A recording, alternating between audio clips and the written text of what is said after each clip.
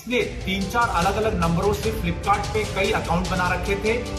अलग अलग व्यक्ति बन के सामान मंगाता था और उसके बाद ये ऑर्डर को कैंसिल कर देता था।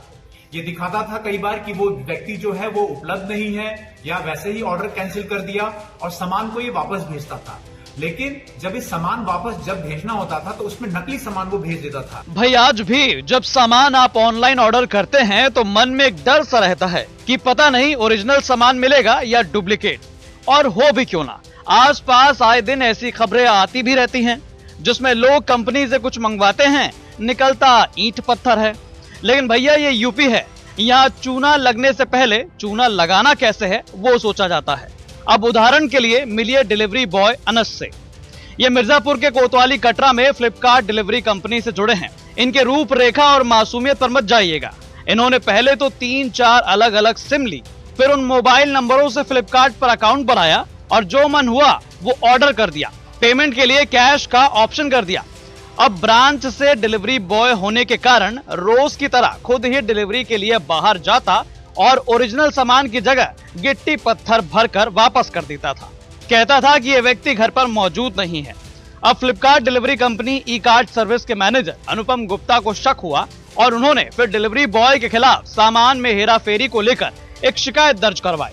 पुलिस ने जांच की और ऐसे मामले का खुलासा हुआ। मिर्जापुर में थाना कटरा अंतर्गत सूचना प्राप्त हुई थी कि फ्लिपकार्ट कंपनी के एक डिलीवरी बॉय के द्वारा फ्रॉड किया जा रहा था।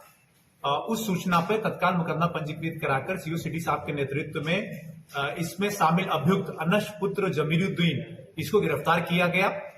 पूछताछ में ये मालूम चला है कि फ्लिपकार्ट कंपनी में एज ए डिलीवरी बॉय ये काम करता था।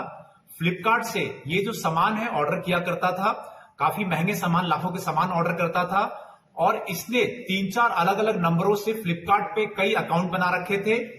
अलग अलग व्यक्ति बन के सामान मंगाता था और उसके बाद ये ऑर्डर को कैंसिल कर देता था। ये दिखाता था कई बार कि वो व्यक्ति जो है वो उपलब्ध नहीं है, या वैसे ही ऑर्डर कैंसिल कर दिया और सामान को ये वापस भेजता था। लेकिन जब इस सामान वापस जब भेजना होता था तो उसमें नकली सामान वो भेज देता था। फॉर एग्जाम्पल, जैसे इसने एप्पल वॉच मंगाया तो जो मार्केट में डुप्लीकेट होता है सस्ते दाम का, वापस भेजते समय कैंसिल करके वो सामान भेजता था। उसी तरीके से जो एयरपोर्ट मंगाया एप्पल का, लेकिन वापस भेजते समय उसकी जगह पत्थर और गिट्टी रख दिया करता था।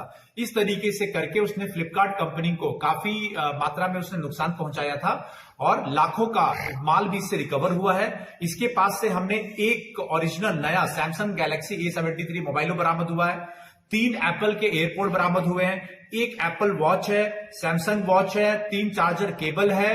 ये सभी हमने ओरिजिनल भी इसे बरामद किया है और पूछताछ में इसने ये बताया कि ये फिलहाल तो अकेले ही रूप में ये कार्य कर रहा था और इसने कई नंबरों से अलग अलग अकाउंट बनाए हुए थे और इन अकाउंट्स का इस्तेमाल ये कर रहा था इस तरीके का फ्रॉड करने का।